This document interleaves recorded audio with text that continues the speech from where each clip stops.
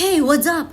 Hi guys! Welcome back to my YouTube channel! This is Od Gonzales! O tumawa ka, rinig yun ni Lord, -10 ka. Charis, okay, start muna tayo sa toner. So, gusto mo ng glow, di ba? Start muna tayo sa skin prep. So, una mo natin gagawin, syempre, clean muna natin yung face natin, then toner to remove extra dirt. Ayan. Tapos sunscreen tayo. Napaka-importante talaga nagsa-sunscreen kahit nasa loob ko ng bahay. Ay, i-search mo pa ChatGPT. Indoor or outdoor, dapat tayo ay nagsa-sunscreen. So, ayan. Promise, kung gusto mo talaga nang achieve yung glow ng skin mo, ng face mo, ay ito dapat talaga. Ayan, then nag-contact lens muna si baba. Ay, hirap na hirap talaga ako maglagay ng contact lens dito ngayon. And yan, nalagay na nga siya. O, diba? Kitang-kita mo naman. O, bulagay yung mata na yan. O, tapos lagay tayo ng solution. And then, eto, liquid blush na muna ako bago maglagay ng etcha-etcharot sa buka. Ayan.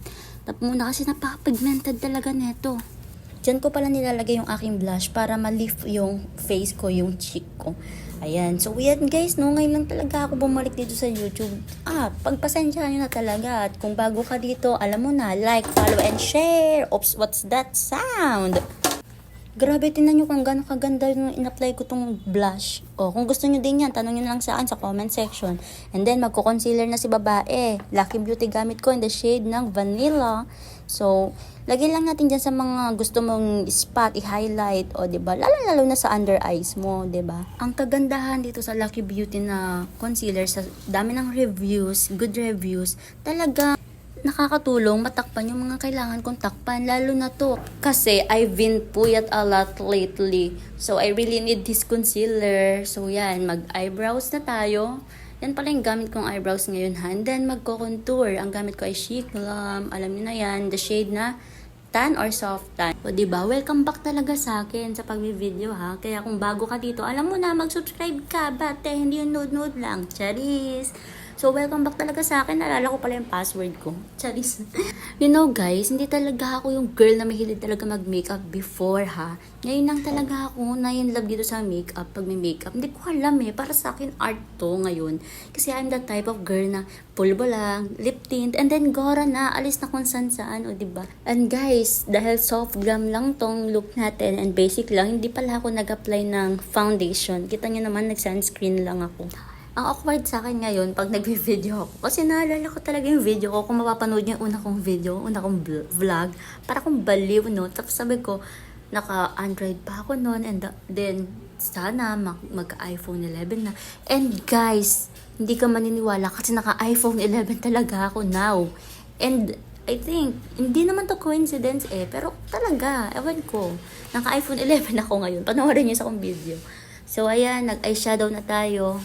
Meron ako nitong tutorial nasa shorts ko. Panoorin na lang din. Ayan. So, nag-eyeshadow muna ng babae. Soft glam muna tayo. Kaya hindi muna masyadong matingkad. Ganyan lang yung in-apply ko na. And guys, sa bawat product and mga ina-apply nyo na makeup, make sure na bagay talaga sa skin tone nyo. So, dapat alam nyo kung anong skin tone nyo, skin type. And guys, oily skin type pala ako guys. Kaya dapat, diba, talagang yung makeup natin, hindi talaga mahuhulas. Yung mga oily girl type dyan, alam nyo. Kaya dapat, skin prep and maganda talaga yung base mo pag ikaw ay nag-makeup. Para hindi din nagkikrease, hindi nagkikiki tingnan, hindi yung sa video lang maganda, pero kiki naman pala sa personal, o diba? So, ayan, guys, nasa part na tayo. Nag-blush ulit ako dito, powder blush itong gamit ko. Yung una kasi liquid lang And then, ganito ako mag-highlight. Hindi ko alam, mas maganda i-apply yung highlighter pag kamay yung gamit, pag fingertip. O diba, tas sa nose lang tayo, apply din tayo para naman ma-extra enhance. Mukhang retokada, pero hindi. Sorry. Contour at highlight lang yan. And for our lip combo, ayan lang. So, mag-apply na tayo sa ating lips. Guys, we're almost done. And don't forget na i-blend ng maayos para seamless lahat. O diba, check yung pantay-pantay na. And then, konting blush pa para buhay na buhay yung face. And then, add ng lip tint or lipstick, o diba? So, ayan. And then, o diba? Simple, quick, and fresh look in just 5 minutes ata. Alright, so guys, if you like this, don't forget to like, share, and subscribe for more quick makeup looks or